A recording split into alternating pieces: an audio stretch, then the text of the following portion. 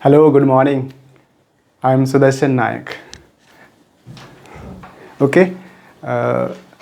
हमने क्या किया था कि कुछ स्ट्रेटेजी बनाया था कि 19 डेज के अंदर कुछ कंप्लीट कर देने का, but something irrelevant situation comes, and due to this reasons I'm getting late to make you prepare the uh, JAG board exam of physics. So little bit late, but not least. Now we have how much today is? Suppose that for Thursday. Today is Thursday, 7 April, और tomorrow is physics exam. हमने क्या किया था कि 18 दिन का target लिया था और फिजिक्स को प्रिपरेशन करने का थोड़ा सा कमिटमेंट दे दिया था, बट कुछ सिचुएशन ऐसे आ गया है जिसकी वजह से मैं कुछ कर नहीं पाया हूँ। लेकिन ख़त्म तो नहीं हुआ है 18 दिन, अभी कुछ घंटे बाकी है। उस घंटे में हम प्रिपरेशन कराने का पूरा प्रयास करेंगे। और ये आपने जो साल भर में कुछ नहीं किया है, आज सवेरे 4:08 हो रहा है और मुझे उस कमिटमेंट को याद आया जिसके मैं क्या था कि आप 35 में 35 पर कैसे ला सकते हो, उनको मैं थोड़ा सा फिर से चर्चा करता हूँ विस्तार से। बट अब मुझे 12 घंटा जो है, आप समझ लो कि अभी से समझ लीजिए अगले दिन तक का, जो 8 तारीख का है, 12 से 13 घंटे की बात है। ओके, 12 या 13 घंटे के day after day 8 April. So remember this my commitment and we study. You give me 12 hours. You give me 12 hours. So I am getting something new. Okay.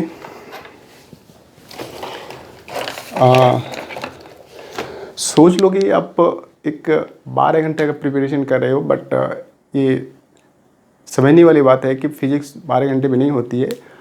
फिर भी उन लोगों के लिए जो 12 घंटा क्या 12 महीना नहीं पढ़ा है,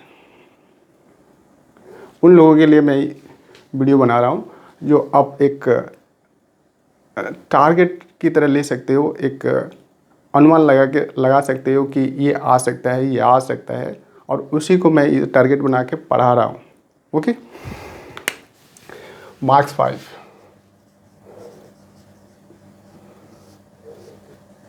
ये है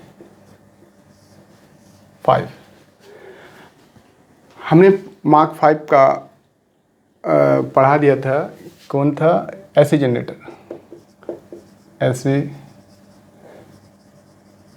जनरेटर। ये 5 मार्क का है। जब भी एसी जनरेटर पढ़ोगे तो 5 मार्क कैसे लाओगे? सबसे पहले इसको डेफिनेशन लिखोगे, दूसरा में लिखोगे प्रिंसिपल, तीसरा में लिखोगे कंस्ट्रक्शन, चौथा में लिखोगे वर्किंग थ्योरी। ये इंपॉर्टेंट है, वर्किंग थ्योरी।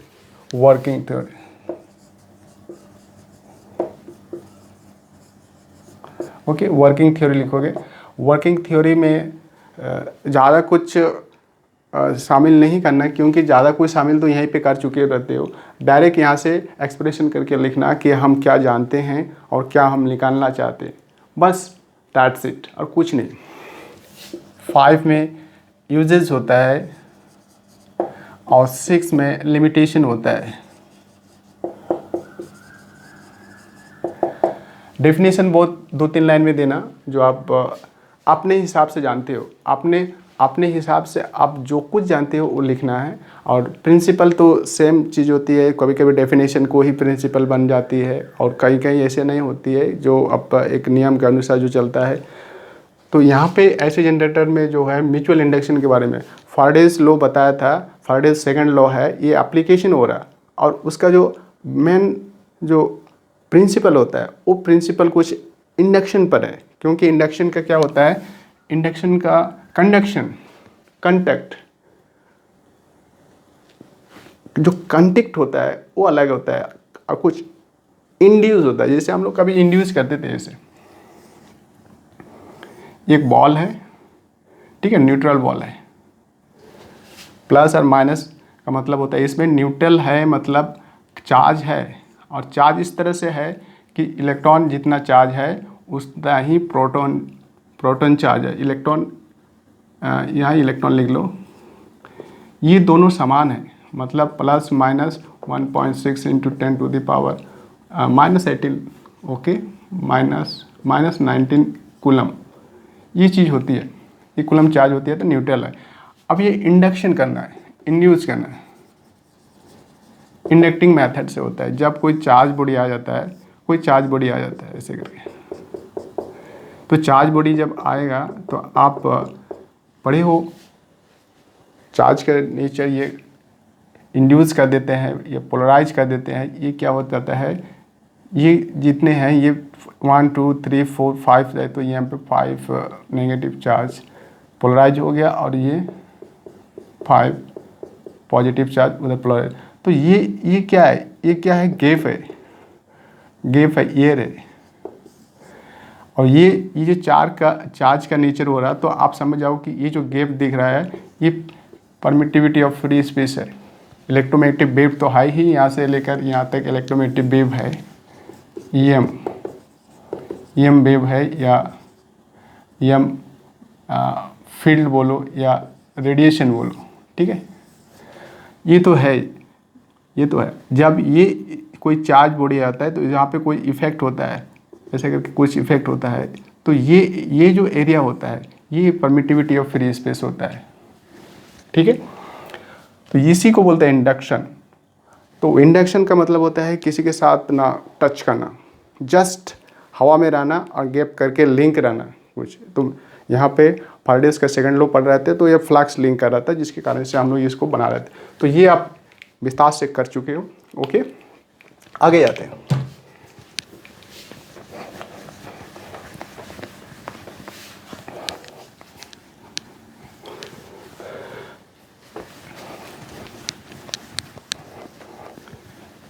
ओके, बहुत कुछ दिमाग में लाने की ज़रूरत नहीं है कि हम अगर नहीं पढ़े तो हम कैसे पास कर सकते हैं। बिल्कुल पास कर सकते हो, बशर्ते कि आप उस तरह से ढलना होगा, ठीक है। आप चलते हैं ट्रांसफार्मर। ये है ट्रांसफार्मर, ट्रांसमिशन से आया, ट्रांसमिशन से आया, ट्रांसमिशन करते हैं, ट्रांसमिशन ऑफ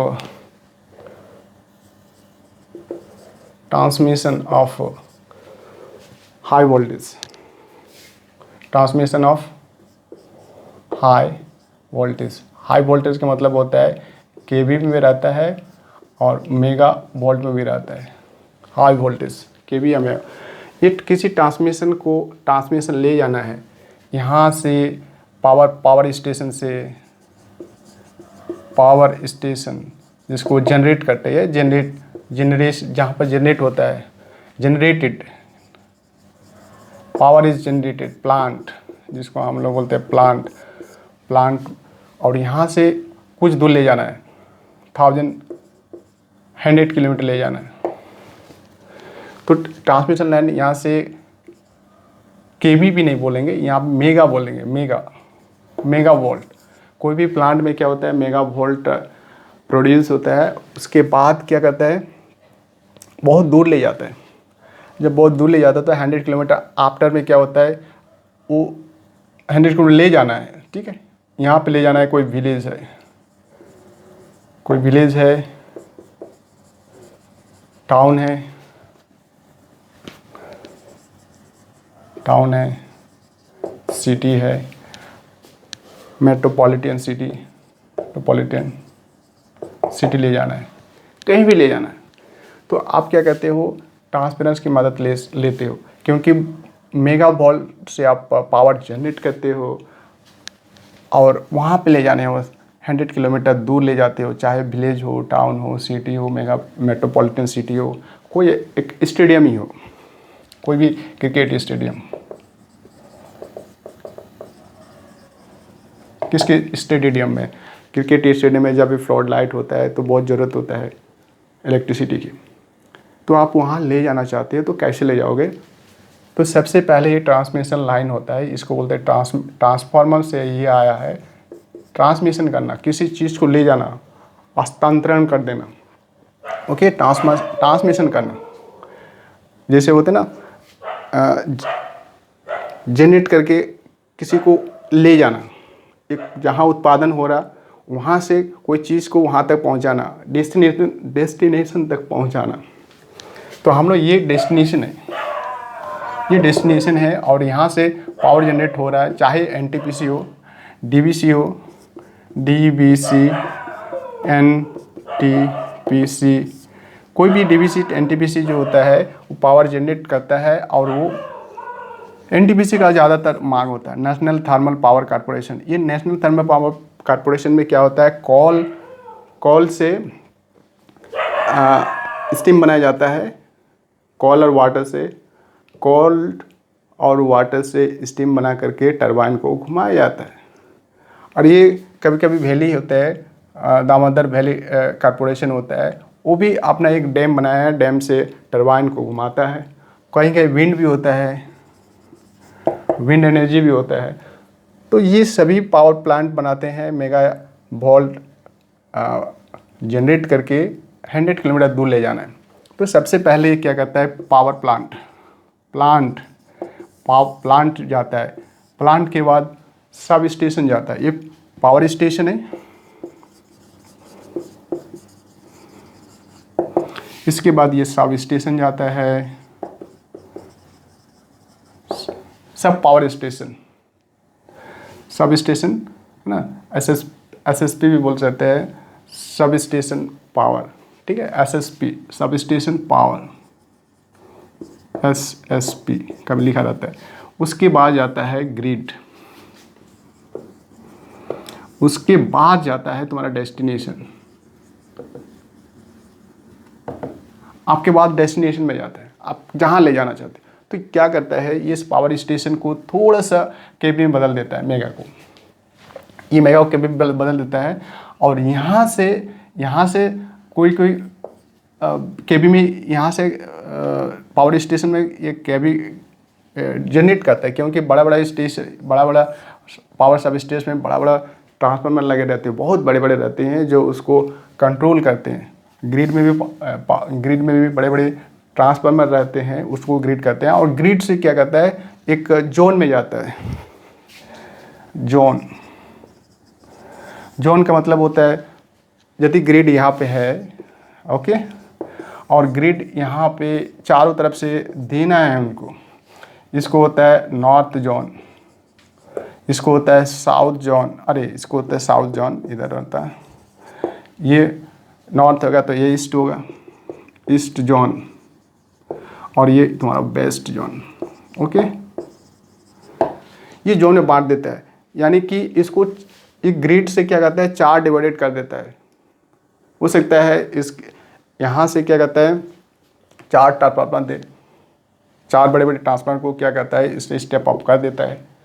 ये आपका केवी जाता है, केवी वोल्ट, इसे केवी का ही रहता है ट्रांसफार्मर, इतना केवी का, ठीक है। तो ये मेगा वोल्ट पे जा सकता है। मेगा वोल्ट को क्या करता है, वो फिल्टर करता है, ग्रिड को बोलते हैं फिल्टर, वो फिल्टर करके सब जोन में देना है उनको। अब इस जोन में जाता है तो यहीं से जब जाता है तो ये केबी में ही चला जाता है, केबी में, मेगा को केबी में बदल करके वो चला जाता है। और जब किसी विलेज में पहुंचता है, ओके, विलेज बनाते हैं,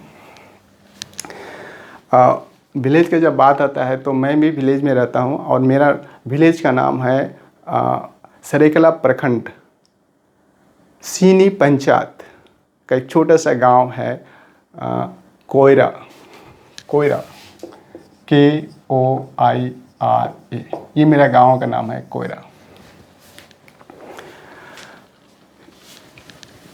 यहाँ पे ट्रांसफार्मर लगा हुआ है 65 kV का, 65 kV। ओके, 65 kV को वो कंट्रोल कर सकता है, उससे ज़्यादा को नहीं। चलिए हम वहीं से स्टार्ट करते हैं, मेरा गांव से। एक सेकेंड, मैं इसको मिटाता हूँ क्योंकि समय कोई होता है तो टारगेट पे पहुंचने का कई तरीके हो सकते हैं, चाहे शॉर्टकट हो या लॉन्ग कट हो, लेकिन हमको बहुत मेहनत करनी है। ये 12 घंटे है आपके पास, तो 12 आवर्स योर मिशन।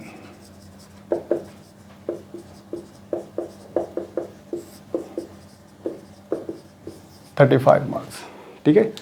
तो आप ज़रूर इसको 12 आवर्स, जो 12 महीने नहीं पढ़ पाए हो तो आप इसको बहुत इंतज़ार किए होंगे कि सर कुछ देंगे, नोट्स देंगे या कुछ टारगेट देंगे, तो मैं यहाँ पे बता दे रहा हूँ। ये ट्रांसफार्मर जो है विलेज है, ओके, एक छोटा सा विलेज है। विलेज में इनपुट देना है ट्रांसफार्मर।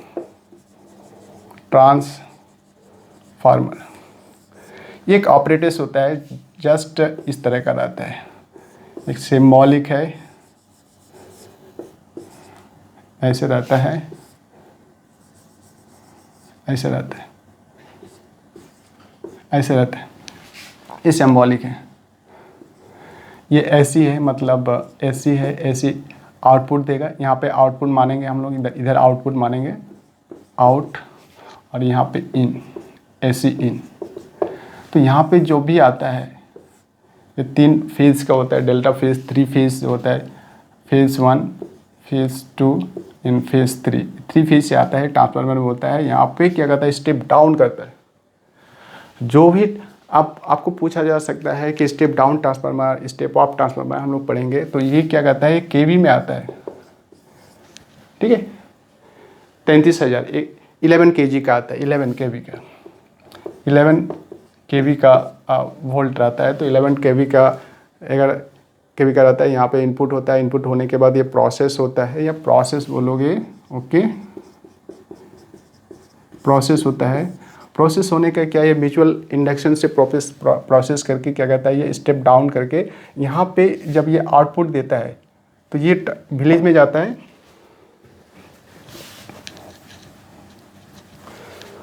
ये विलेज में जाता है, ये मान लीजिए कि आउटपुट देता है,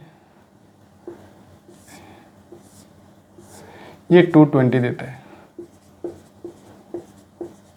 220 वोल्ट। जब 220 वोल्ट होता है तो 14 एम्पियर का आसपास से रहता है ये करंट, 14 एम्पियर, यहाँ पे 14 एम्पियर। ये घर जाता है, हर हाउस होल्डिंग में जाता है, ठीक है। हाउस 1, एक नॉर्मल भी रहता है, ऐसे रहता है। तो ये जो कर रहा है, कहाँ था ये पावर, ये ग्रिड से आ रहा है, और ग्रिड से आ रहा था सब स्टेशन से, SSP से आ रहा था। और ये SSP से कहाँ से आ रहा था, पावर स्टेशन से आ रहा था, पावर स्टेशन। तो ये यहाँ पे ग्रिड में आ रहा था। ये इसको बोलता है फिल्टर, फिल्टराइज करता है, ये जोन में बांट देता है। और ये क्या करता है, यहाँ पे पहुँच जाता है, यहाँ पे पहुँचने के बाद यहाँ पे पहुँचता है। ये ट्रांसफार्मर है। ट्रांसफार्मर 2 तरह का होता है, एक है स्टेप अप ट्रांसफार्मर, एक होता है step down transformer, okay. Step of, step down क्या है, कोई बता सकते हैं? क्लास में तो ज़रूर बताए हैं, तो इसमें से आप ज़रूर समझ गए होंगे कि स्टेप ऑफ किसको बोलेंगे, स्टेप डाउन किसको बोलेंगे। आपके घर में, अगर मेरे घर में बात करें, चलिए मेरा विलेज है, हाउस नंबर 36 है, हाउस नंबर 36 है, होल्डिंग नंबर 36 है, और ये केवी चला गया। ये जाने के बाद जैसे ये जा रहा है हाउस नंबर 36 में, it is my house number, village Koyra, police station Saraikela, okay. तो ये चीज़ हो रहा है, होल्डिंग नंबर 31 में जा रहा है, 36 में जा रहा है, सॉरी 36 में जाने से, और ये क्या कहता है, तीनों फेज काम नहीं कर रहा है, किसी एक डेल्टा फेज का रहता है। ये ट्रांसफार्मर जो रहता है इस तरह से बना रहता है, किसी एक फेज, यही फेज क्या करता है, कहीं फॉल्ट हो गया। फॉल्ट होने का मतलब होता है इंसुलेटर जो होता है 11 केवी का जो इंसुलेटर होता है, इंसुलेटर किसको बोलते हैं, ऐसे करके रहता है, ऐसे रहता है। यहीं पे अगर शॉर्ट कर जाता है तो शॉर्ट करने से क्या होता है, फॉल्ट हो जाता है, इंसुलेटर फॉल्ट हो जाना। तो ये 11 केवी का वायर है, एक वायर है, तो इसमें कहीं फॉल्ट होता है जिसके कारण से ग्रिड से पता चल जाता है और उसको काट देता है, उस फेज को क्या करता है, ब्रेक कर देता है। तो ब्रेक कर देता है तो ये 2 फेज आ जाता है, और 2 फेज आने से क्या होता है, यहाँ पे वोल्टेज ऑफ डाउन हो जाता है, ज़्यादा इफिशिएंसी नहीं देगा। ये अब आइडियल नहीं हुआ। आइडियल कब होता है, जितना इनपुट देते हैं आउटपुट उतना ही देते हैं, उसमें कुछ जितना इनपुट देते हैं उतना आउटपुट देते हैं, 100% इफिशिएंसी। ये कंस्ट्रक्शन है पर वो तो इम्पॉर्टेंट है। आइडियल ट्रांसफार्मर, ये आइडियल ट्रांसफार्मर हमारा बहुत इंपॉर्टेंट है, हम लोग पढ़ेंगे इसको। तो स्टेप आप जानते हैं, हम क्या करेंगे, इसको स्टेप अप करना है। जब वोल्टेज जब आता है यहाँ पे, जैसे यहाँ पे वोल्टेज आ रहा है, एक फेज ये P1 है, P2 है, ये P3 है, ये डेल्टा शेप में बनाया जाता है ट्रांसफार्मर को। अभी भी छोटे छोटे ट्रांसफार्मर होते हैं, 2 वायर जाता है, जैसे देखा होगा, इससे 2 वायर ऐसे ऐसे जाता है, ठीक है, और एक नॉर्मल रहता है। तो यहाँ पे एक सिंपल सा एक इस तरह से रहता है ऐसे करके, ठीक है। ये ट्रांसफार्मर आउटपुट, ये आउटपुट है, ये तुम्हारा इनपुट है, ये इनपुट हो जाता है यहाँ पे तो ये छोटे छोटे रहते हैं। ये बड़े वाले जो होते हैं 65 केवी, हमने बोला भी ये 65 केवी का है ट्रांसफार्मर। गांव में 65 केवी का एक ट्रांसफार्मर लगा रहता है, जो मुश्किल से 25 घर 30 घर तक दिख लेता है, 30 घर तक वो लोड दे सकता है, 25 से 30 का लोड दे सकता है 65 केवी का। तो ये स्टेप अप ट्रांसफार्मर है क्या? ट्रांसफार्मर क्या होता है? सबसे पहले ट्रांसफार्मर है क्या, ये भी तो बात है, क्योंकि हम लोग जब ट्रांसफार्मर पढ़े रहते हैं पहला ही चीज़ ट्रांसफार्मर होता है कि ट्रांसफार्मर है क्या।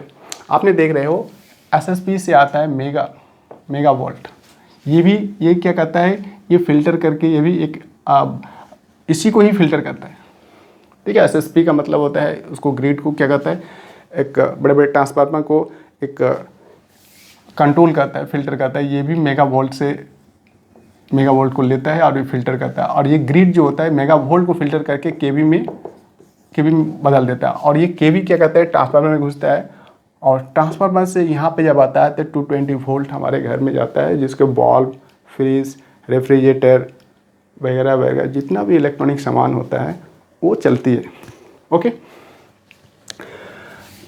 एक फेज खराब हो गया तो क्या करेगा, लोड नहीं ले रहा, मैं क्या करूँगा, मेरे पास एक टीवी है, मान लीजिए टीवी है, टीवी में एक छोटा सा जो पोर्टेबल ट्रांसफार्मर बोलते हैं, जो स्टेबलाइजर होता है, एक यहाँ से स्टेप ऑफ, यहाँ पे इन होता है, एसी करंट जो होता है ये इन होता है, और ये टीवी को चला नहीं पा रहा, क्योंकि ये जो फेज है, ये एक फेज ख़राब हो गया, जिसके कारण से ये आउटपुट अच्छा से नहीं दे पा रहा है, और सब को एक इक्वलाइज करने का कोशिश कर रहा है, क्योंकि सब फेज में बराबर देने की कोशिश कर रहा है, तो सब ये घट गया, जितना देना चाहिए था इफ़िशियंसी उतना इफ़िशियंसी नहीं दे पा रहा, समझ लो कि घट गया। जब ये घट जाता है तो आप समझ जाते हो कि यहाँ पे कुछ प्रॉब्लम हो रहा है, यहाँ पे फैन चल रहा, रेफ्रिजरेटर चल रहा, और भी बहुत सारे सामान जो आप इक्विपमेंट होते हैं, अप्लाइंसेस होते हैं, होम अप्लाइंसेस होते हैं, वो सभी चलने लगते हैं। तो एक जगह टीवी में है, टीवी में कुछ न्यूज़ आ रहा, न्यूज़ देखना चाहते हैं लेकिन नहीं पा रहा, हमने क्या किया, स्टेप ऑफ कर दिया, ऑफ लिखा रहता है स्टेबलाइजर, तो ये स्टेबलाइजर से ऑफ कर दिया। जैसे मैं ऑफ कर दिया तो ये क्या करता है, ये क्या जनरेट करने का कोशिश कर रहा है, जितना वोल्ट 220 वोल्ट देने का पूरा प्रयास कर रहा है। और यदि ऑटो कट है, ये ऑटो कट नहीं था, जैसे होता है ना ऑटो सिस्टम होता है, ऑटोमेटिक अपने आप इसको कमांड देने का ज़रूरत नहीं होता है। ये मैनुअल जब होता है, मैनुअल स्टेबलाइजर होता है, जो आप उसको बिना छुए उसको बढ़ा नहीं सकते हो, बिना छुए उसको घटा नहीं सकते हो। माने कोई स्विच को डाउन ऑफ नहीं करोगे तो ये काम नहीं करेगा। वो तो ऑटो कट हो सकता है, लेकिन ये रन नहीं कराएगा। ऑटो कट हो सकता है, कट जाएगा, लो वोल्टेज आएगा तो अब काफ़ी सुनना होगा, खिट खट आवाज़ आने लगता है, तो ये वो कंट्रोल करने की कोशिश करता है। और ऑटोमेटिक जो होता है, इलेक्ट्रिकल जो होता है ऑटोमेटिक रहता है, डिजिटल रहता है, वो अपने आप ले लेता है, आपको करने का ज़रूरत नहीं होता है। मान लीजिए कि ये मैनुअल है, मेरे घर में मैनुअल है भी, और वो क्या करता था, हम स्टेप ऑफ कर देते हैं। जब स्टेप ऑफ करते हैं तो टीवी क्या करते हैं, चलने लगता है, ऑन होने लगता है, ऑन होकर कुछ न्यूज़ टीवी में दिखने लगता है। तो स्टेप ऑफ हम क्यों किए, क्योंकि यहाँ पे वोल्टेज इनपुट क्या करता है, लो आ रहा था, और हमको इनपुट आउटपुट क्या चाहिए, हाई चाहिए, हाई चाहिए, ये लो आ रहा था और हाई चाहिए, यही है स्टेप ऑफ। ओके, अब इसका ठीक उल्टा स्टेप डाउन जो होता है, इसका ठीक उल्टा होता है, ये हाई होता है और ये लो होता है। हाई कभी कभी आता है जब ग्रिड में ही कुछ काम चलते रहता है, यहाँ पे फॉल्ट हो जाता है, एक दूसरे वायर सट जाते हैं, तो क्या कहते हैं, जो केवी हो रहा था यहाँ पे ग्रिड में ही कुछ प्रॉब्लम होने से क्या होता है, ये केवी इसमें ट्रांसफार्मर में क्या हो जाता है, पूरा फुल पावर आ जाता है। जब फुल पावर आ जाता है तो समझ जाइए कि यहाँ पे भी हाई पावर आएगा, यहाँ पर भी क्या होता है, हाई पावर आ जाएगा। हाई पावर आने से क्या होता है, कभी कभी मैंने अपने घर में भी देखा है, बहुत ज़्यादा हाई पावर रहता है, उसमें कोई कंट्रोल नहीं रहता है, फ्यूज उड़ा नहीं है, और फ्यूज उड़ने से तो घर का अप्लायंसेस से बच जाती है। लेकिन कभी कभी ऐसा होती है कि बहुत हाई वोल्टेज आता है, तो पहले ज़माने का बल्ब था, एलईडी बल्ब था, ऐसे करके एलईडी बल्ब नहीं था, ऐसे करके एक फिलामेंट वाला बल्ब था, ऐसे करके बल्ब था, ऐसे करके बल्ब था, तो घर में ये फट जाता है, ब्लास्ट हो जाता है। ये ब्लास्ट होने का कारण है क्योंकि हाई वोल्टेज आ रहा था और उसको लो करने का कोई तरीका नहीं था, जिसकी वजह से ये क्या करता था, पूरा ये हो जाता था, फट जाता। तो यही है हाई एंड लो। इसको हम लोग कैसे जानेंगे, मैथमेटिकल में। चलिए,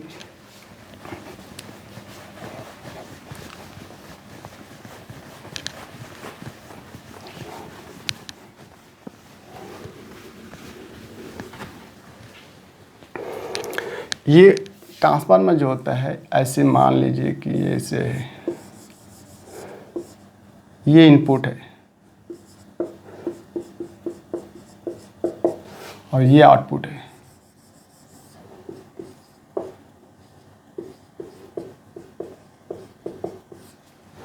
ट्रांसफार्मर का साइन है, ये कोर बोलते हैं इसको, कोर्स, लेमिनेटेड कोर होता है, ये हम लोग पढ़ेंगे। Laminated core, laminated iron steel, silicon steel, iron core, silicon steel, silicon steel iron core, laminated silicon steel iron core से बना होता है। और ये दो तार आता है, इसी को बोलते हैं, दो तार का मतलब म्यूचुअल होता है, कहीं एक जगह इनपुट होगा तो दूसरा आउटपुट होगा, तो इसी को ऐसे ट्रांसफार्मर का प्रोसेस है।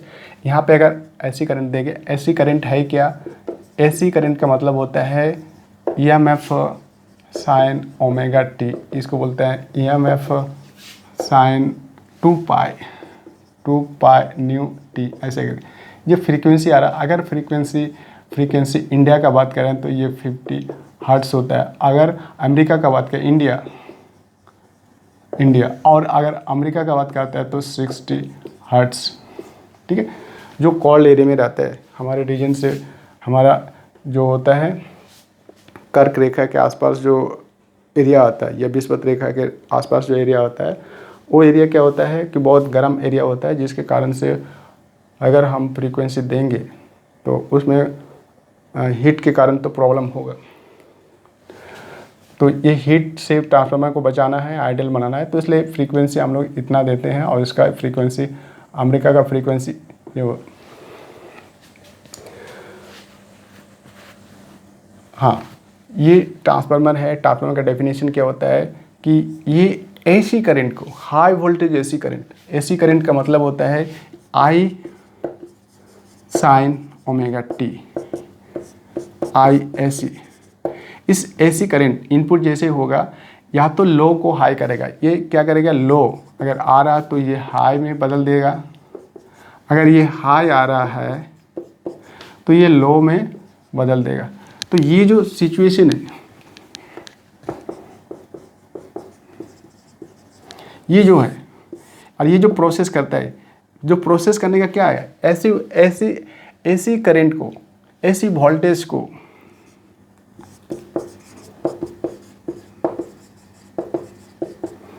या ईएमएफ को, ये वोल्टेज को,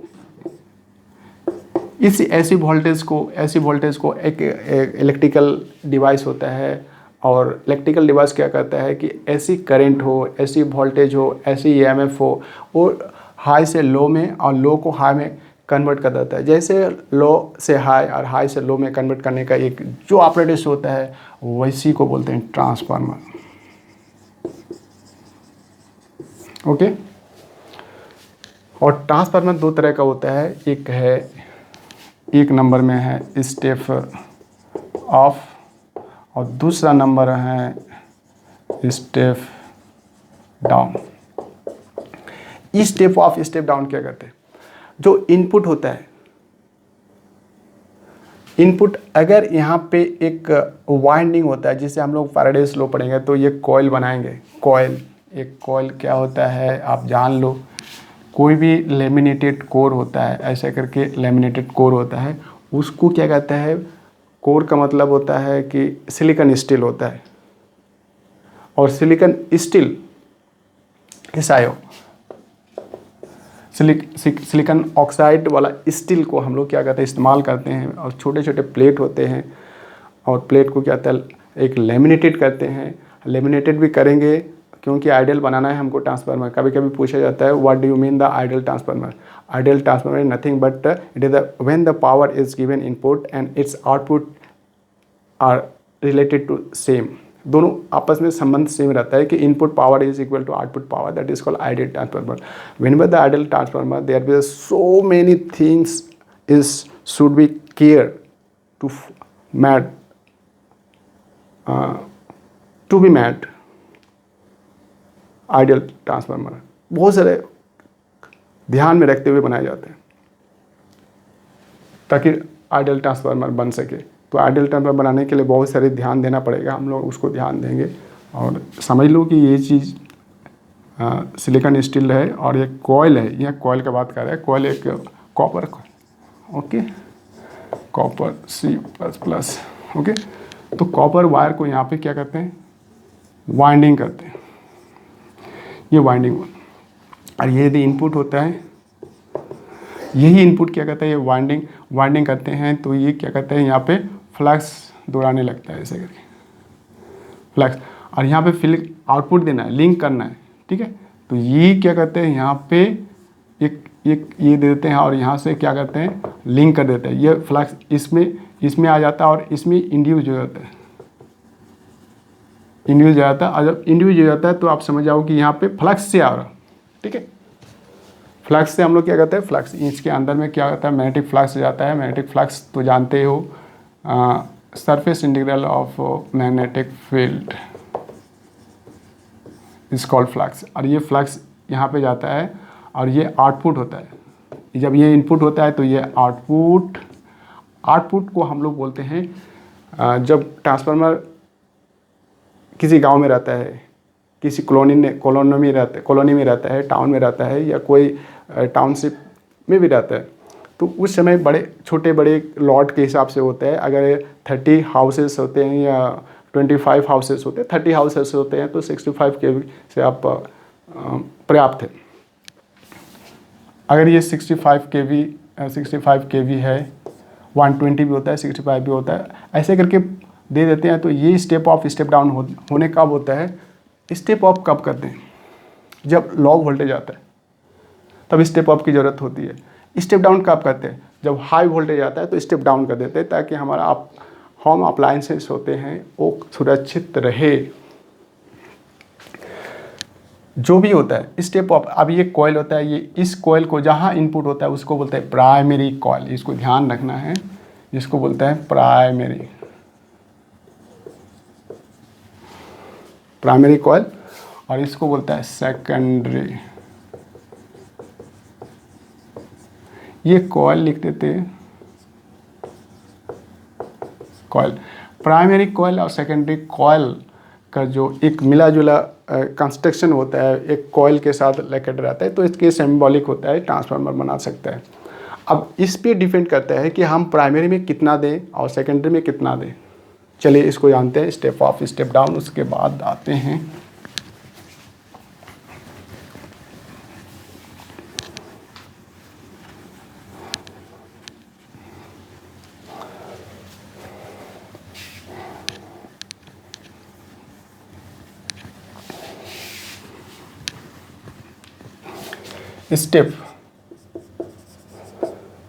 स्टेप अप।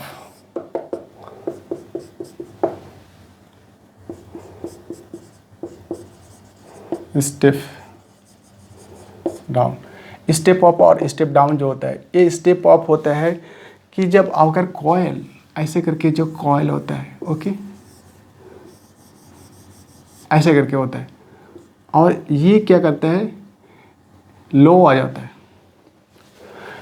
वहाँ पे जो ग्रिड में होता है, ग्रिड में कुछ खराबी आते हैं, जैसे ट्रांसफार्मर में प्रॉब्लम होता है, ट्रांसफार्मर डेल्टा शेप में रहता है, ऐसे करके जिसके कारण से ये लो हो जाता है। तो हमारे घर के अप्लायंसेस जो होते हैं, छोटे छोटे जो ट्रांसफार्मर होते हैं, जैसे स्टेबलाइजर के नाम से जानते हैं, तो ये इनपुट जो होता है, और ये वाला जो ऐसे करके इनपुट होता है, ऐसे इनपुट होता है। अब स्टेप अप करना है,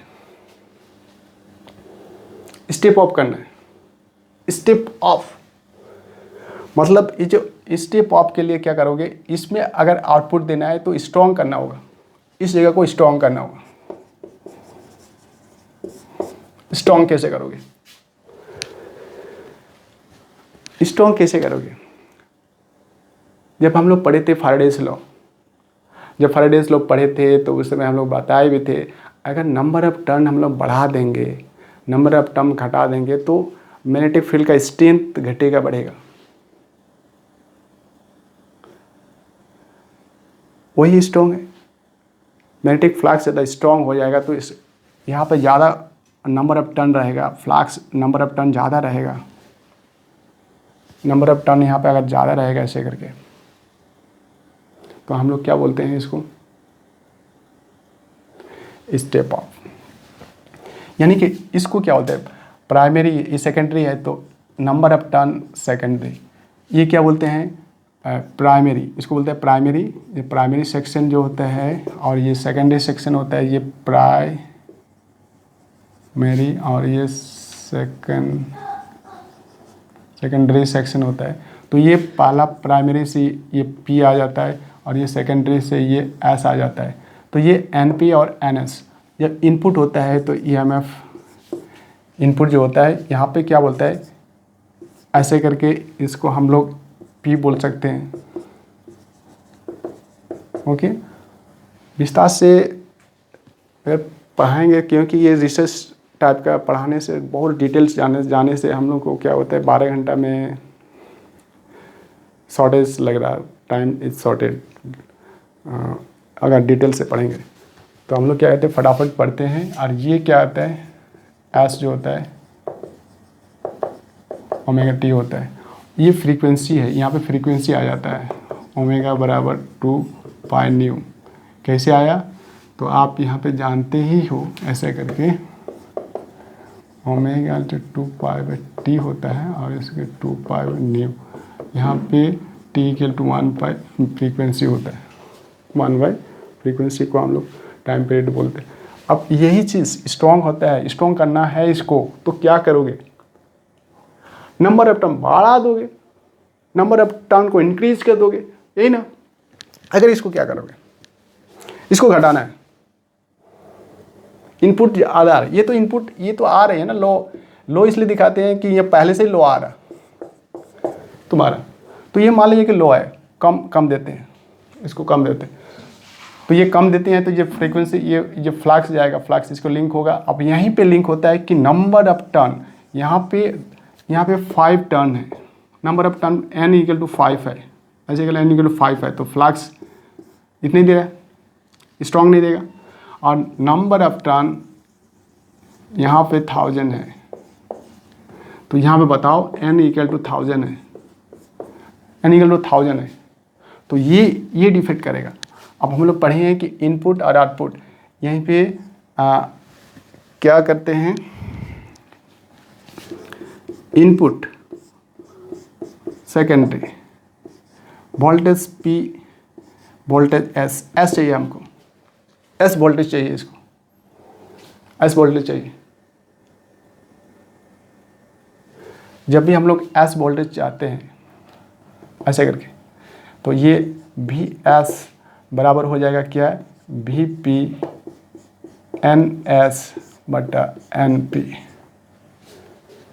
NS बटा NP है। अब ये वोल्टेज आउटपुट चाहिए, वोल्टेज आपको ज़्यादा चाहिए, कम आ रहा है लेकिन ज़्यादा चाहिए, ठीक है।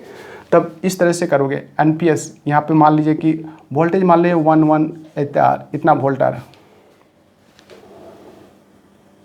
ओके। और ट्रांसफार्मर मान लीजिए कि 5 नहीं है, 500 टर्न है, क्योंकि ट्रांसफार्मर 5 टर्न से तो नहीं बनता है। आप समझ लो कि ये नंबर ऑफ टर्न किया गया, ये प्राइमरी सेक्शन है और ये तुम्हारा सेकेंडरी सेक्शन है, ये सेकेंडरी सेक्शन है, ये जो है ये सेकेंडरी सेक्शन है जिसमें 1000 टर्न है, और ये प्राइमरी सेक्शन है जिसका इतना टर्न है, ऐसे करके। तो आप यहाँ पे क्या करोगे, वोल्टेज कैसे दोगे, प्राइमरी वोल्टेज तुम्हारा आ रहा, प्राइमरी वोल्टेज जो होता है, अब मान लीजिए कि 110 वोल्ट आ रहा, VP = 110 वोल्ट आ रहा, कम आ गया ना, आपको 220 चाहिए था, तो 220 नहीं मिल रहा। जब ये 220 नहीं मिल रहा तो स्टेप अप कर रहे हो, जब स्टेप अप कर रहे हो तो आपको नंबर ऑफ टर्न कहाँ पे ज़्यादा दे रहे हैं, यहाँ पे ज़्यादा दिया। अब यहाँ बैठाओ, यहाँ पे ये नंबर ऑफ टर्न मतलब ये NS है और ये NP है, इसको लिख दो, तो अच्छा से लिखो, this is called number of turn in primary section, this is called number of turn secondary section, and this is the number of turn is systematically करना, ओके। ये 500 और ये है 1000। अब इसमें बैठाओ, इसका हमको आउटपुट चाहिए ना, वोल्टेज आउटपुट चाहिए, हमको 220 चाहिए, 120 वोल्ट 110 वोल्ट आ रहा, इनपुट हो रहा 110 वोल्ट, तो 110 वोल्ट आ रहा, और ये नंबर ऑफ टर्न कितना है, 1000 है। और नंबर ऑफ प्राइमरी सेक्शन का जो प्राइमरी से S जो होता है सफिक्स में लिखना, और ये इतना है। अब इसको करो, कैलकुलेशन करो, जब कैलकुलेशन करोगे तो देखोगे, आप समझ जाना कि ये 1000, अब ज़्यादा कर दिए इसको, 10,000 नहीं करना है, 1000 करोगे तो आप देखोगे कि यहाँ पे 220 वोल्ट आएगा, और ये वोल्ट क्या होना है, आउटपुट है। हमको तो यही चाहिए था और कुछ नहीं चाहिए था, 220 वोल्ट चाहिए फ्रिज चलाने के लिए, रेफ्रिजरेटर चलाने के लिए, टीवी चलाने के लिए, वगैरह वगैरह जो भी होम अप्लायंसेस होता है उनको चलाने के लिए 220 वोल्ट चाहिए। और वो 220 वोल्ट कब आ रहा, जब हम नंबर ऑफ टर्न यहाँ पे बढ़ा दिए सेकेंडरी सेक्शन में, प्राइमरी में घटा हुआ था, जिसके कारण से प्राइमरी में जैसे इनपुट होगा तो ये ज़्यादा नहीं कर हाई बड़ा नहीं कर पाएगा। और ये जो दिख रहा है, देख पा रहे हैं यहाँ, देखो यहाँ पे NS नंबर ऑफ टर्न 1000 है, NS नंबर ऑफ 500 में, तो आप क्या बोलोगे इसको, NS is greater than NP। इसको दूसरी तरह से लिख सकते हैं और करके, NP is less than NS। इसका लो वोल्टेज अगर आता है इसको हाई करने के लिए किया जाता है। बस इतना ही लिखना है। It is a type of transformer. It is a part of transformer when the low voltages increase for high voltage to run the appliances, home appliances. तो ये चीज़ क्या करता है, number of turn, number of primary section is less than number of secondary section. यहाँ पे number of secondary section is greater than number of primary section. ये है step up. Step down ठीक उल्टा कर दो।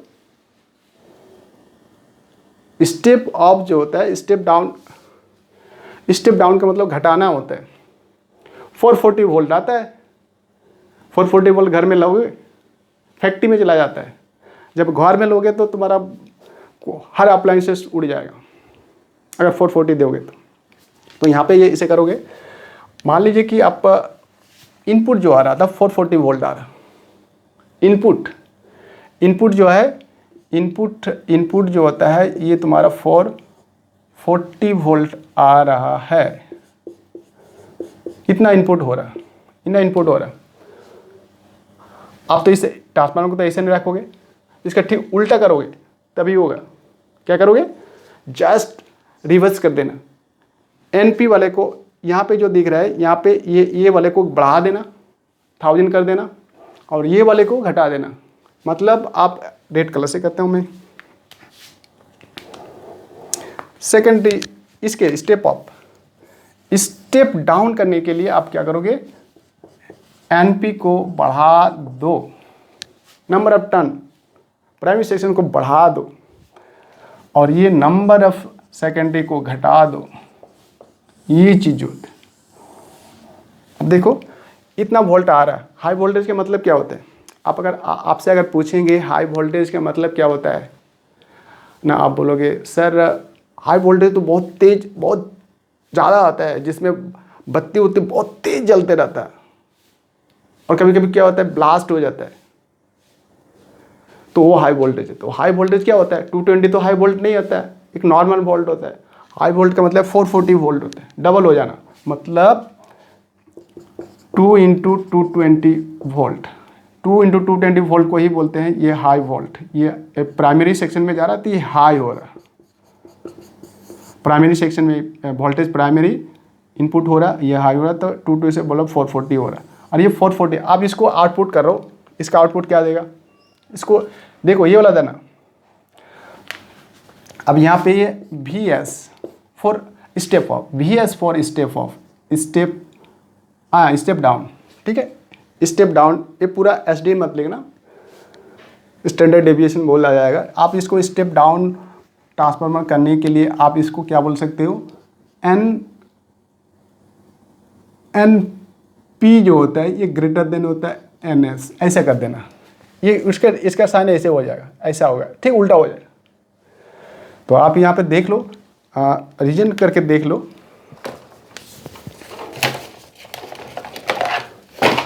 यहाँ पे क्या करेंगे हम लोग, इसको बैठाएंगे। इनपुट वोल्टेज 4 आ रहा, और ये जो है नंबर ऑफ S जो है कितना है, नंबर ऑफ S 500 है, और नंबर ऑफ N कितना है 1000। अब इसको काट देते हैं, जैसे कैलकुलेशन करते हैं तो आप आएगा 220 वोल्ट। ये 220 वोल्ट तो आपको चाहिए ना, हाई वोल्टेज 440 आ रहा है, 220 करना है, तो क्या किए हो 220 में ला दियो। क्या किए हो ना, नंबर ऑफ टर्न को हम लोग घटाए, नंबर ऑफ सेकेंडरी सेक्शन को घटा दिया, और नंबर ऑफ प्राइमरी सेक्शन को बढ़ा दिया। जस्ट इसका उल्टा करोगे। इसका उल्टा क्या करेगा, NS is less than NP और NP is greater than NS। यही इसी प्रोसेस को बोलते हैं। जब कोई ट्रांसफार्मर को बनाते समय प्राइमरी सेक्शन का कॉइल जो होता है उसको हम बड़ा करते हैं, ज़्यादा करते हैं, इंक्रीज कर देते हैं सेकेंडरी के मुकाबले, तो तो उसी को हम लोग स्टेप डाउन बोलते हैं, स्टेप डाउन बोलते हैं। सेकेंडरी घट गया ना, यहाँ पे घटा हुआ है, और ये जो है स्टेप अप के लिए, और ये जो होता है स्टेप डाउन के लिए। ये स्टेप ऑफ, ये जो ये प्रोसेस हो रहा है, तो ये स्टेप ऑफ के लिए हो रहा था, और ये जो स्टेप ये जो आप देख रहे थे, ये वाला ये स्टेप डाउन के लिए था। तो ये 2 सेक्शन होते हैं। अब इसको चलते हैं आगे फटाफट। स्टेप अप, स्टेप डाउन, हम लोग फिर भी हम लोग विस्तार से जा रहे हैं, थोड़ा सा फास्ट जाएंगे क्योंकि बहुत कुछ पढ़ना है। Take it easy. आप इतना ध्यान रखना है कि जितना आपने आप में लेके जा रहे हो उतना ही करने की कोशिश करना। अब बोलोगे कि मैं जितना मैं पढ़ा हूँ 30% और बोलूँगा मैं 90% लेके आऊँगा, तो नहीं होने वाला है। 30% का इफिशियंसी जो होता है वो 30% ही रहेगा, बढ़ेगा नहीं। अचानक बढ़ने वाला नहीं है, कोई भी चीज़ अचानक नहीं बढ़ता है, समय लगता है। कोई चीज़ को प्राप्त करने के लिए समय लगता है, और वही अच्छा सस्टेनेबल होता है, रिलायबल होता है। अगर बोलोगे आज मैं फेमस हो जाता हूँ, तो दूसरे दिन घट जाओगे। एक स्टेज में जाओ ना, अचानक बढ़ गया और नीचे ग्राम से गिरोगे, आसमान से गिरा खजूर पे लिटका जैसे होगा। एक समय आता है, अगर बोलेगा कि मैं 2 दिन में सक्सेस पाऊंगा और बहुत बड़ा सक्सेस, तो नहीं होने वाला है। याद रखना, समय लगता है, जितना स्ट्रगल उतना सफलता।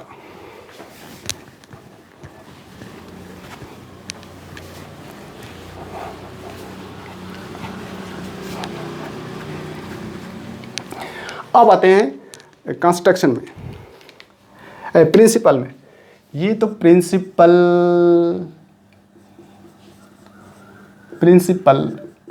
ओके। ये जो प्रिंसिपल दे रहा है ये क्या है? जैसे आप ऐसे जनरल पढ़े हो वही प्रिंसिपल है। ये म्यूचुअल इंडक्शन होता है। आप ये देख रहे हो, जस्ट ये ट्रांसफार्मर का कोर है और यहाँ पे उसका कॉइल है, ऐसे करके। अगर इनपुट दोगे ये सेम रहता है, ऐसे करके ये क्या होता है, ऐसे करके आप ऐसा ये रहता है। ये जब ये देते हो इनपुट होता है और इधर देते हैं तो आउटपुट होता है। अब इनपुट और आउटपुट होते हैं। यहाँ पे प्रिंसिपल क्या होते हैं, एक कॉइल नंबर 1, एक कॉइल नंबर 2 यहाँ पे दे रहा है और इनका फ्लक्स यहाँ पे लिंक हो रहा है, तो ये म्यूचुअल है, म्यूचुअल इंडक्शन। तो ये फ्लक्स है, मैग्नेटिक है, तो मैग्नेटिक इंडक्शन बोल सकते हो, म्यूचुअल मैग्नेटिक इंडक्शन या इलेक्ट्रोमैग्नेटिक इंडक्शन। इलेक्ट्रोमैग्नेटिक मतलब होता है जो स्ट्रॉन्ग बना रहे हो, ये स्ट्रॉन्ग मैग्नेट है, किसके कारण से? इलेक्ट्रोमैग्नेट के कारण है। तो यहाँ पे इलेक्ट्रोमैग्नेट इंडक्शन बोल सकते हो, म्यूचुअल इंडक्शन बोल सकते हो। और ये फ्लक्स लिंक हो रहा तो म्यूचुअल इंडक्शन हो ही है। एक कॉइल्स में दे रहे हो, दूसरा कॉइल में लिंक हो रहा, तो ये जब लिंकेज होता है तो म्यूचुअल इंडक्शन होता है, म्यूचुअल इंडक्शन होता है। मैग्नेटिक फील्ड या मैग्नेटिक फ्लक्स एक दूसरे पर लिंक होता है, कॉइल 1 से कॉइल 2। तो ये प्रिंसिपल भी म्यूचुअल इंडक्शन पर बेस होता है, जैसे ऐसे जनरेटर में पढ़े थे।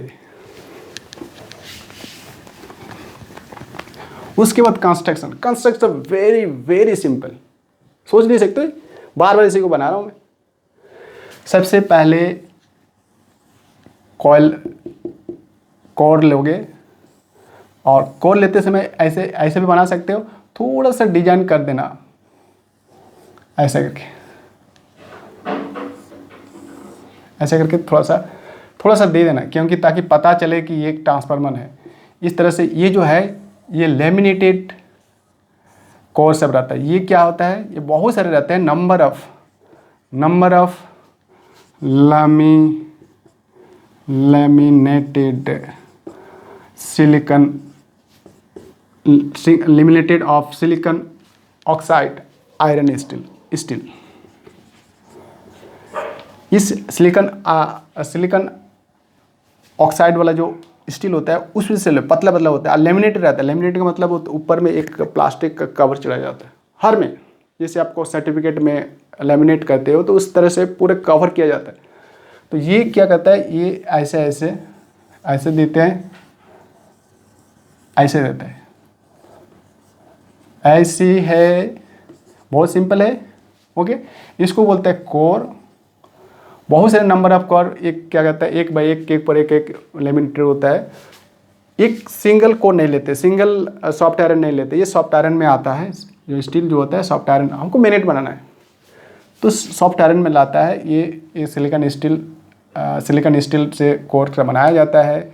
ये जो सेक्शन, ये दो सेक्शन बांट दिया आपने, इसको बोलते हैं प्राइमरी सेक्शन, प्राइमरी सेकेंडरी, ठीक है। और इससे नंबर ऑफ टर्न है, तो इसको नंबर ऑफ प्राइमरी, इसको बोलते हैं नंबर ऑफ सेकेंडरी। ये ईएमएफ दे रहे हो, और यहाँ पे ये आउटपुट हो रहा, ये इनपुट हो रहा, आउटपुट में दे रहे हो। अच्छा, ऐसे करिए ना, ऐसे होगा प्लस माइनस, ये भी प्लस माइनस, और ये जो होता है यही है प्राइमरी। इस तरह से इनपुट हो रहा, और ये जो है, ये जो देख रहा है, यहाँ पे लिखने का जगह नहीं है, यहाँ पे लिख देता हूँ, ये है सेकेंडरी। अब ये दे रहा है, ईएमएफ क्या है, वोल्टेज। ये इलेक्ट्रॉन फ्लो करेगा एक जगह से दूसरी जगह, इलेक्ट्रोमोटिव फोर्स एक जगह से दूसरी जगह जाएगा, तो ये पोटेंशियल डिफरेंस दिखाएगा। तो ये आप इसको बोलते हो Vp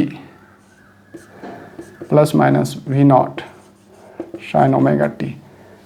तो इसको भी ऐसे कर सकते हो, इसको अच्छा इससे लिख देते हो, भी लिखना है Vs plus minus V0 omega T. अब ये चीज़ इसमें जा रहा है।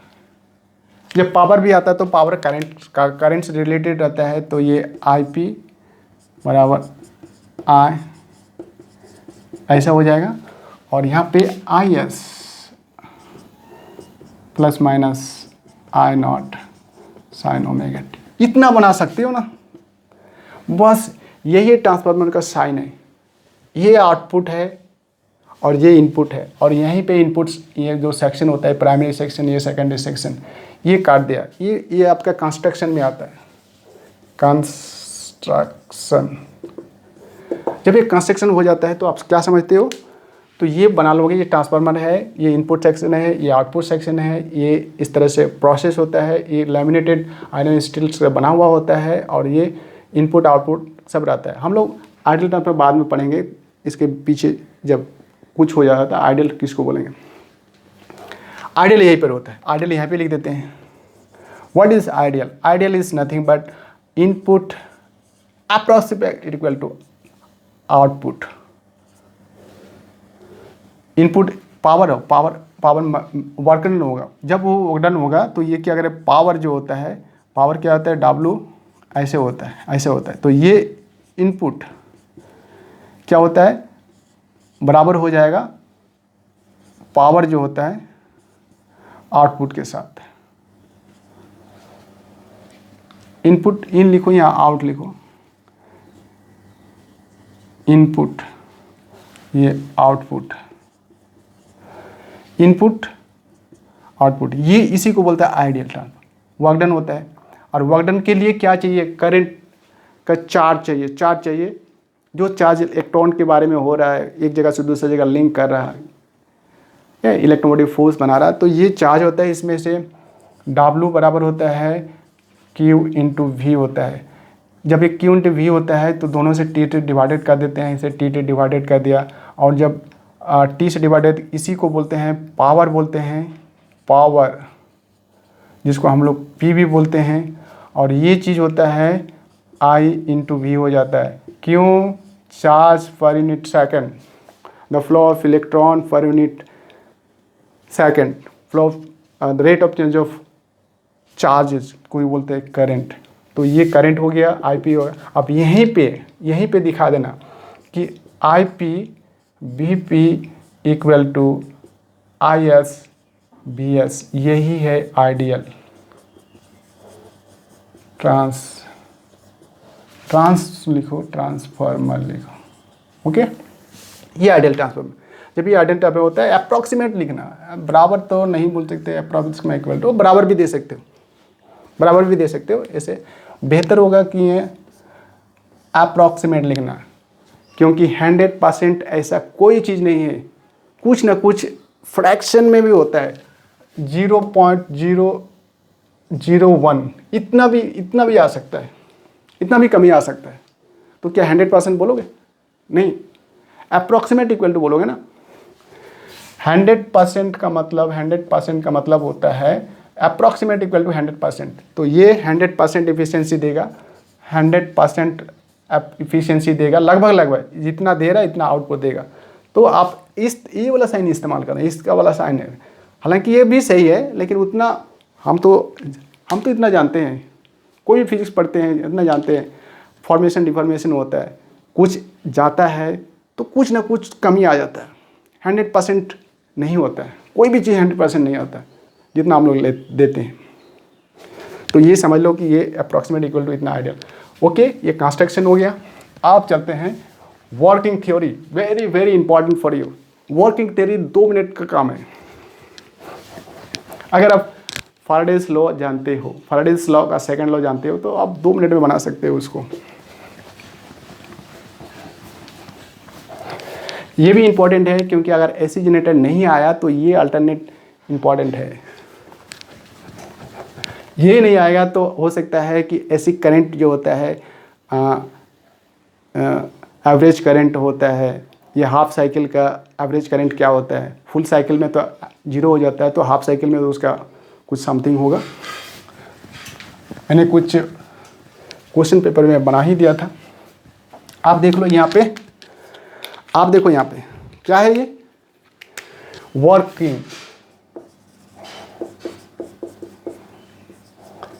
वर्किंग प्रोसेस जो होता है क्या होता है। सबसे पहले आप फैराडेज लॉ जानते हो,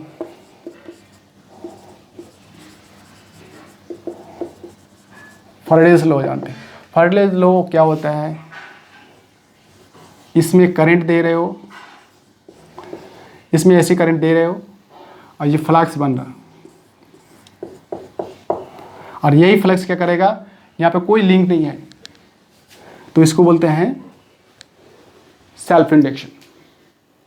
और सेल्फ इंडक्शन जब ये जैसे ये EMF दिखाएगा, या फ्लक्स, यहाँ पे फ्लक्स दिखाएगा, फ्लक्स बीटा दिखाएगा, जैसे ऑफ करोगे तो फिर ये क्या करा, बंद हो गया, जैसे ये ऑन करोगे फिर ये चालू हो गया, जैसे ये ऑन करोगे ऑफ करोगे तो ये चालू और ऑफ हो जाएगा। तो मतलब ये सेल्फ है, बैक हो जाता है, तो इसको बैक EMF भी बोलते हैं, सेल्फ इंडक्शन। सेल्फ इंडक्शन ये बैक भी हो जाता है। अब ये म्यूचुअल करना है, तो म्यूचुअल करने के लिए क्या करके बगल में कोई कॉइल दोगे, और ये क्या करेगा, इसके साथ लिंक होगा ऐसा करके, ठीक है। अब ये लिंक होगा तो इसी ये एम हो जाएगा, म्यूचुअल होगा, म्यूचुअल इंडक्शन। जब ये म्यूचुअल इंडक्शन होगा तो हम यहाँ पे फैराडेज लॉ ही बोलता है म्यूचुअल इंडक्शन होता है कि इंड्यूस हो जाता है, रेट ऑफ चेंज करना है। ये भी बात है कि म्यूचुअल इंडक्शन में रहता है रेट ऑफ चेंज होना चाहिए, तो रेट ऑफ चेंज करना है डी फ्लक्स बीटा बट्टा डी टी, और ये स्ट्रेंथ है, नंबर ऑफ स्ट्रेंथ, एक नंबर ऑफ स्ट्रेंथ दोगे, और ये अपोज करेगा फैराडेज, इसी को बोलता है इंड्यूस EMF। और यही फैराडेज का सेकेंड लॉ बता रहा था, इसको याद करेंगे। और ये जब याद करेंगे तो इंड्यूस हो रहा ना इलेक्ट्रोमोटिव, वहाँ पे भी हो रहा था, यहाँ पे थोड़ा सा बना लेते हैं, ट्रांसफार्मर बनाते हैं, छोटा बड़ा आप कोशिश करना कि अच्छा से बनाने का कोशिश करना। और यहाँ पे ऐसे जनरेटर दे, ऐसे दे रहा प्लस माइनस, और ये आउटपुट है और ये आपका इनपुट है। ये इसको बोलते हैं जो इनपुट दे रहा है, ये आपका P, ये आउटपुट दे रहा है तो इसका S, इसमें होता है NS, इसमें होता है NP, NP होता है। ये आउटपुट जब पावर देता है, पावर इन जो होता है ये I इंटू वी होता है। ये पावर आउट जो होता है ये I इंटू वी एस होता है। ये P होगा तो ये SS होगा। हो गया। फ्लक्स है, फ्लक्स लिंकेज हो रहा। जब ये फ्लक्स लिंकेज जो है N का ज़रूरत होता है, N की है, ये फ्लक्स की ज़रूरत है, रेट ऑफ चेंज करोगे तो इंड्यूस EMF, ये इंड्यूस EMF आएगा। तो ये यहाँ पे अप्लाई करोगे। For Faraday's law apply for primary coil.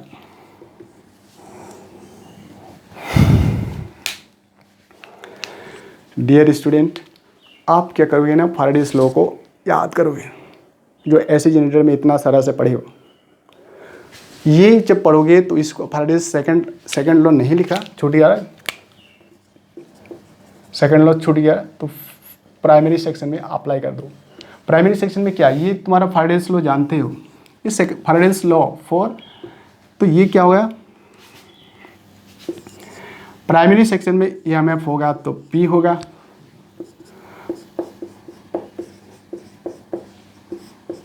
होगा। इक्वेशन 1 देना, ये याद रखना। Faraday's second law for primary coil, यहाँ पे भी बोला है second, Faraday's second law for secondary coil. हम शॉर्टकट में लिख रहे हैं तो आप उसको पूरा लिखने का कोशिश करना, पूरा लिखना, कोशिश नहीं पूरा लिखना। यहाँ पे सेकेंडरी कॉइल लिखना, या सेकेंडरी सेक्शन में दे रहे हो। जब ये सेकेंडरी सेक्शन में दे रहे हो तो आप इसको P तो नहीं बोलोगे, सेकेंडरी को सेकेंडरी बोलोगे, सेकेंडरी बोलोगे, और ये -N इंटू d∅V/dt करोगे। हो गया। अब इसको रेशियो कर दो, चाहे ऊपर इसको रखो या उसके रखो, कोई फ़र्क नहीं पड़ता है, क्योंकि ये कांस्टेंट 1 आता है। ठीक है, कांस्टेंट 1 आता है। कोई भी जो कांस्टेंट होता है तो ट्रांसफार्मर कांस्टेंट 1 रहता है। जैसे आप मान लीजिए कि K जो होता है, और ये यहाँ पे कोई भी कांस्टेंट होता है, कोई एक नियतांक कांस्टेंट होता है। यहाँ पे NP NS इसको लिखो, VP VS, ये कांस्टेंट है। कांस्टेंट को क्या बोलोगे, कोई कांस्टेंट होता है, इक्वल होता है, कोई भी एक रेशनल होता है, इनपुट है, पावर इनपुट पावर आउटपुट जो देते हो, पावर इनपुट पावर आउटपुट देते हो। आप क्या करोगे, पावर इनपुट पावर आउटपुट समझाने का प्रयास है। यहाँ पे समझो कि K = 1 हम लोग क्यों देते हैं। तो ये समझ लो कि ये कांस्टेंट होता है, power input equal to power output. ये आइडियल ट्रांसफार्मर है। अब ये क्या करेंगे, I इनपुट, V इनपुट नहीं, S लिखो, इनपुट है तो P लिखो, यहाँ पे P लिखो, यहाँ पे P लिखो, और यहाँ पे क्या होता है, S लिखो, यहाँ पे VS लिखो, क्योंकि ये क्या बराबर है, अप्रॉक्सीमेट इक्वल टू बराबर होता है। जब अप्रॉक्सीमेट इक्वल टू बराबर होता है तो कितना 1 आता है कि 1 से कम आएगा, बराबर कर दीजिएगा तो 1 ही आएगा, बोलेंगे ये बराबर होता है। और जब ये बराबर होता है तो समझ जाए कि 1 आएगा। ये दोनों बराबर है, IP VP approximate equal to IS VS, तो ये बराबर आएगा। तो 1 ही होता है, 1 के बराबर होता है। आप बोलोगे कि 0.999, ये भी अप्रॉक्सीमेट 1 होता है, तो समझ लो कि 1 ही आ रहा है। तो ये 1 होता है, कांस्टेंट 1 होता है। अब ये I क्यों दिया सर बोलेगा, तो नहीं, यहाँ पे क्या होता है, IS IP होता है।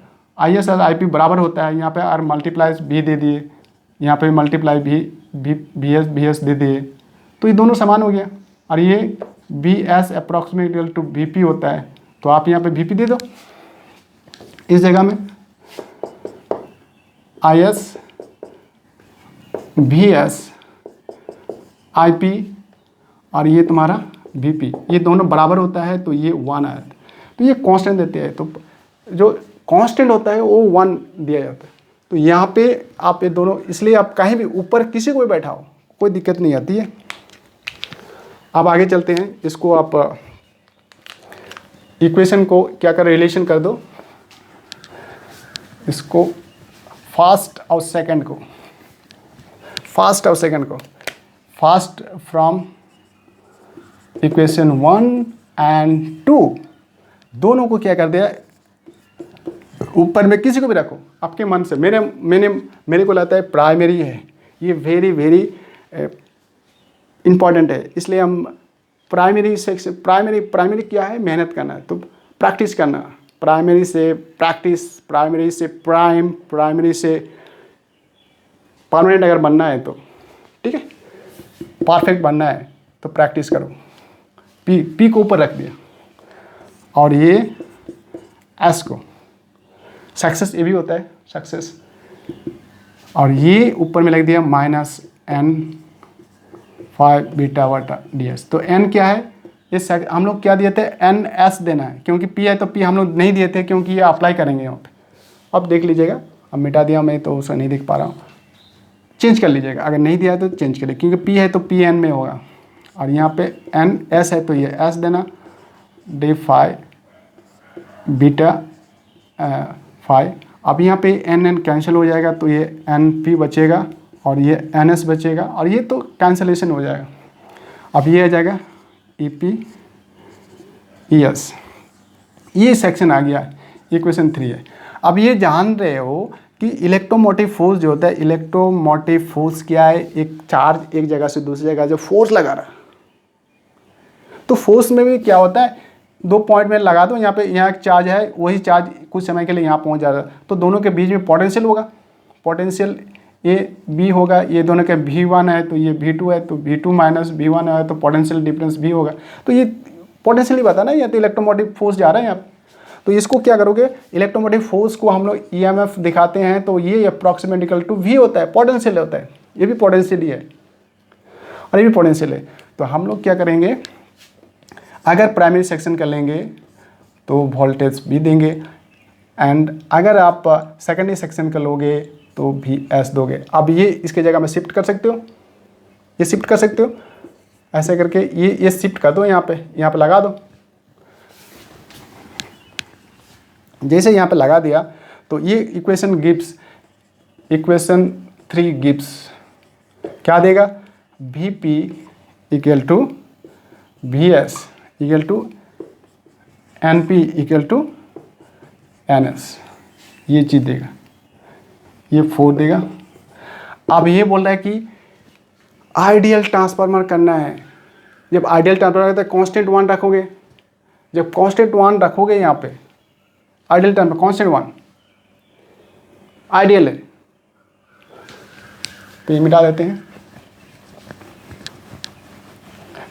ये आइडियल ट्रांसफार्मर है, फटाफट चलते हैं।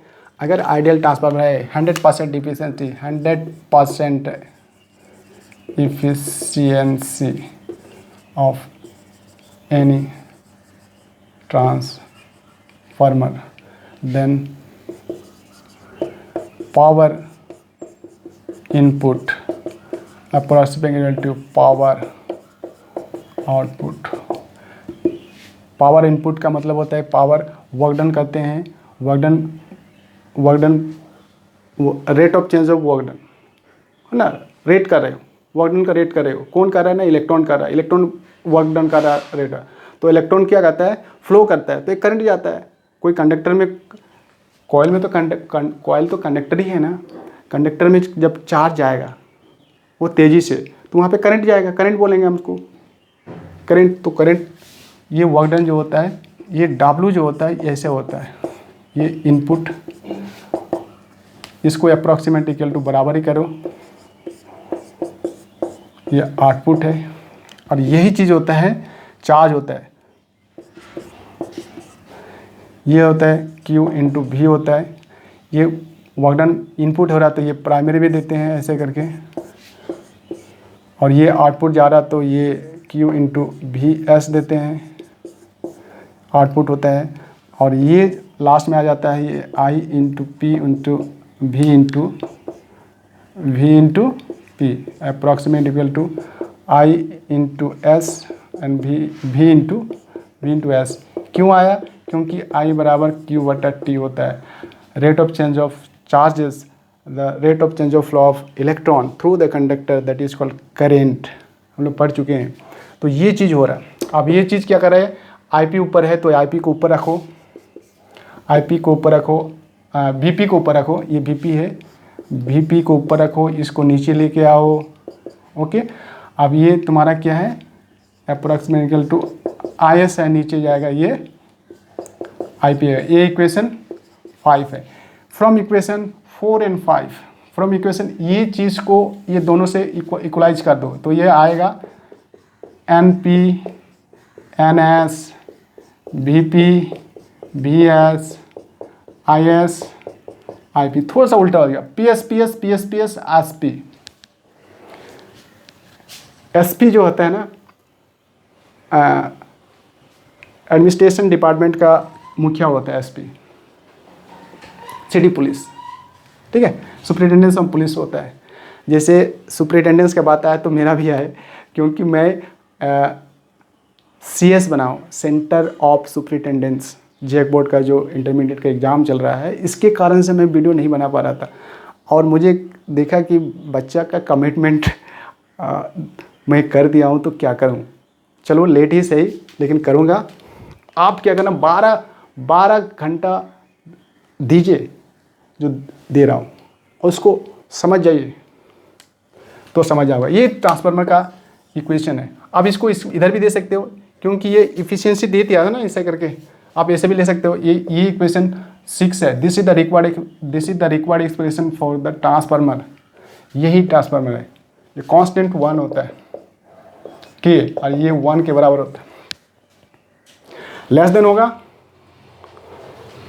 ग्रेटर देन होगा, स्टेप अप, लेस देन होगा, स्टेप डाउन। तो यही चीज़ हो रहा। ओके, अब इसके यह भी दे सकते हो, इसको ऐसा भी बोल सकते हो। मैं बड़ा सा इक्वेशन लिख सकते हो।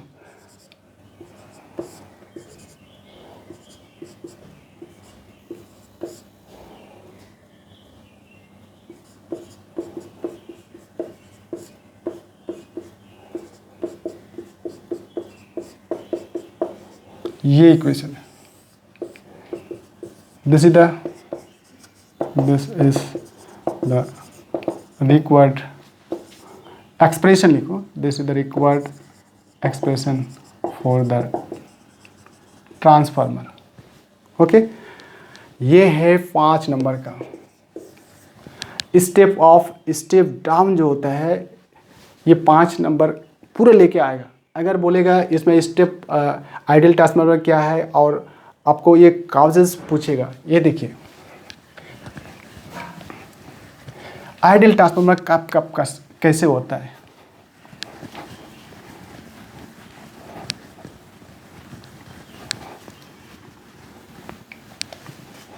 कुछ इंपॉर्टेंट चीज़ होता है। जैसे आप ये ट्रांसफार्मर बनाओगे तो ये कोर दोगे, कोर को सिलिकॉन ऑक्साइड दोगे। क्यों सिलिकॉन ऑक्साइड दोगे? क्योंकि सिलिकॉन ऑक्साइड जो होता है ज़्यादा हीट नहीं होगा, लेकिन ये मेटल, ये आयरन के साथ रहेगा तो ये सॉफ्ट आयरन बन जाएगा। और ये क्या सिलिकॉन है, सिलिकॉन हीट जितना हीट होता है उतना एफिशिएंसी देता है। आप जानते हो सेमीकंडक्टर में क्या होता है, सेमीकंडक्टर ऐसा कंडक्टर है जो जितना हीट दोगे उतना कंडक्टर का एफिशिएंसी आएगा। कंडक्टर का एफिशिएंसी कब आएगा? जब हीट मिलता है सिलिकॉन में। तो ये सिलिकॉन, क्योंकि ट्रांसफार्मर में बहुत हीट होता है, अंदर में हीट होता है, इसलिए सिलिकॉन स्टील दिया जाता है। ये एक तो आइडियल है। इसको गर्म से बचाना भी है तो यहाँ पे ट्रांसफार्मर का ऑयल देते हैं, डिटोरिएटेड। जब डिटोरिएटेड होता है उसको बचाने के लिए ऑयल देते हैं, ट्रांसफार्मर ऑयल। ये एक तो होता है। सिलिकॉन स्टील को लेमिनेटेड करते हैं, क्योंकि यहाँ पे ईडी करने से बचाना है। अगर पूरा ठोस दे देते हैं, पूरा ठोस कर देते हैं तो उस समय यहाँ पे ईडी करंट निकलेगा। और ईडी करंट होता है फ्लक्स लीकेज होगा। जब फ्लक्स लीकेज होगा तो वो आपका हिस्टैरिसीस लॉस हो जाएगा। हिस्टैरिसीस लॉस होने का मतलब होता है मैग्नेटाइजेशन नहीं बन पाएगा, जिससे इफिशियंसी नहीं दे पाएगा। तो इसलिए लैमिनेटेड किया जाता है कि जो भी सिलिकॉन स्टील होता है आयरन, उसको लैमिनेटेड करते हैं और थाक पा करते हैं, किससे? एडी करंट को बचाने के लिए। आयरन कोर, ये भी एक टू है आयरन कोर, ठीक है। आयरन, ये कॉपर लॉसेस जो होता है, कॉपर लॉसेस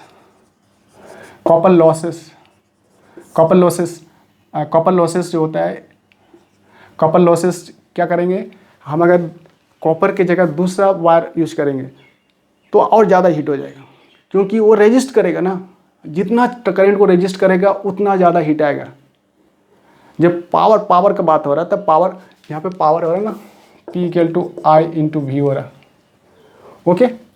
और इसी को पावर, जब पावर होता है, पावर होता है, तो आप इसमें क्या होता है, I/R होता है, ये I² R होता है। अब इसको टाइम से रिलेटेड कर दो, इसको भी टाइम से रिलेटेड कर दो, तो ये क्या होता है, P/T वर्क, क्योंकि P बराबर वर्क बराबर W/T होता है, इसलिए ये क्या होता है, P/T होता है। अब यही चीज़ हीट में आ जाता है।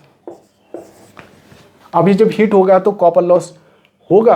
अगर कॉपर को आप अगर थिन नहीं करोगे, कॉपर को अगर थिन करोगे, ठीक है, कॉपर को क्या करना, पतला रखना, कॉपर वायर को पतला रखोगे और सिस्टमेटिक ढंग से टाइट रखोगे, तो ये 4 लॉसेस है। आयरन लॉसेस क्या होता है, अगर कॉपर वायरिंग अच्छा से नहीं होता है तो हीट जनरेट हो जाता है और इसके कारण से यहाँ पे एफिशिएंसी आता है, यह भी आयरन लॉस होता है। हिस्टैरिसीस लॉस होता है, क्योंकि ये लैमिनेट नहीं रहेगा और ये तुम्हारा आयरन लॉस होगा। तो आयरन लॉस, ये एक तो लॉस है, ये 5 है। ये आयरन, ये जो लैमिनेटेड वाला है, और ये आयरन लॉस होता है जो एक प्लेट होता है। और प्लेट को आप क्या करोगे, सिलिकॉन स्टील नहीं बनाओगे, लैमिनेटेड नहीं कराओगे, तो आप मैग्नेटिक फ्लक्स लीकेज होगा, और मैग्नेटिक फ्लक्स लीकेज होगा तो आयरन लॉसेस होगा। आयरन लॉसेस का मतलब होता है डैमेज होगा, डैमेज होगा तो टूट जाएगा, और टूट होगा तो आप एक दूसरे से शॉर्ट होगा और पूरा ट्रांसफार्मर पूरा शॉर्ट बैठ जाएगा, शट डाउन हो जाएगा। बड़ा ट्रांसफार्मर तो शट डाउन होने से तो पूरा फैक्ट्री में बनता है। छोटा मोटा जो 65 kV का होता है वो भी किसी जहाँ बनाया जाता है ले जाता है, लेकिन बड़ा जो ट्रांसफार्मर होता है जो ग्रिड में लगाया जाता है वो वहाँ पे बनने वाला नहीं है, जहाँ सीधे फैक्ट्री में जाता है। तो ये ड्रॉबैक है, लिमिटेशन है। अगर ट्रांसफार्मर ख़राब हो जाता है, बड़ा ग्रिड में जो रहता है वो सीधे फैक्ट्री में जाएगा, और फैक्ट्री में जाते समय क्या होता है, बड़े रोड और बड़े ट्रक में लोड करके लिया जाता है, तो ट्रांसपोर्टेशन प्रॉब्लम होता है, समय का प्रॉब्लम होता है, इसलिए वो लिमिटेशन में आया। और यूजेज तो जानते हो ट्रांसफार्मर हार्डवेयर क्या यूजेज होता है। तो ये चीज़ होता है, ये लॉस और ये लॉस मिला के हिस्टैरिसीस लॉस, हिस्टैरिसीस। तो ये 5, 6। अब ये जो हिस्टैरिसीस लॉस होता है तो वही से होता है। और ये 1, 2, 3, 4, 5, 6 स्टे लॉसेस। जब हिस्टैरिसीस लॉस जो होता है, मैग्नेटाइजेशन मैग्नेटाइजेशन नहीं होगा, अपना मैग्नेटाइजेशन होने से तो मैग्नेटिक फ्लक्स होता है ना, तो ये जब नहीं होता है तो स्टे लॉसेस भी होता है, स्टे लॉसेस। और ये इस पर डिपेंड होता है, ये अच्छा आएगा तो ये स्टे देगा, यानी फ्लक्स देगा। अब फ्लक्स अच्छा से नहीं करेगा, मैग्नेटाइजेशन नहीं करेगा, तो ये तुम्हारा ये से चक्कर नहीं काटेगा। और यहीं पे लॉस होगा तो ये तो पूरा तो नहीं होगा ना, लिंक नहीं होगा, इससे अच्छा था। यहीं पे अगर ख़राब होगा तो लिंक इधर से चला जाएगा फ्लक्स, तो यहाँ पे कहाँ पहुँचा, ये सेकेंडरी कॉइल में पहुँचा ही नहीं है, तो आप यहाँ पे कैसे आउटपुट दोगे। तो ये सभी चीज़ को आप ध्यान में रखोगे, ये है, इसको जानना है। सिलिकॉन स्टील बनाओगे और पतला बनाओगे, लैमिनेटेड करोगे, क्योंकि जो पतला बनाएगा लैमिनेटेड करोगे ताकि वो एडी करंट ना हो। ऑयल दोगे, डेटोरेटेड ऑयल दोगे, ट्रांसफार्मर में ऑयल बचाता है, क्योंकि जब ऑयल रहता है ये नॉन डाइलेक्ट्रिक रहता है, करंट फ्लो नहीं करता है। तो जब वो अगर कहीं से टूट भी जाता है, ये ऑयल बहुत सारा सामान रहता है ट्रांसफार्मर में, अगर ऑयल से डूबा रहेगा तो ऑयल का एक लेयर रहेगा। मान लीजिए कि एक ऑपरेटर्स है, ये मेटल है, ठीक है, और यहाँ पे ऑयल रखा हुआ है। फिर जब वो ऊपर से कोई लोहा का टुकड़ा ऊपर में नीचे से नीचे गिर जाता है, और यहाँ पे एक बीच में जो ऑयल आता है, डिटोरेटेड ऑयल आता है, और ये ऑयल इसके जब गिर तो जाएगा नीचे से ऊपर से, ट्रांसफार्मर का कोई भी छोटा सा टुकड़ा क्या होता है, आयरन लॉस होने से क्या होगा, गिर जाएगा। अभी गिर जाएगा तो यहाँ पे ऑयल है, लुब्रिकेंट जैसे काम करेगा, ऑयल है यहाँ पे, ऑयल और ये टुकड़ा गिर जाएगा, तो ये दोनों के बीच में शॉर्ट होने से बचाएगा, शॉर्ट होने से बचाएगा, तो ये आपको ट्रांसफार्मर भी बचेगा। इसलिए और दूसरा बात है कि ये हीट को रोकता है, हीट को बचाता है, हीट होने से क्या होता है, बचाता है, ताकि एफिशिएंसी ज़्यादा दे। सो आज का जो पढ़ाना था और भी पढ़ाना है, और ट्रांसफार्मर इम्पॉर्टेंट है। अगर ऐसे करंट नहीं आया तो ट्रांसफार्मर आएगा। Okay, that's is. Thank you for watching this video.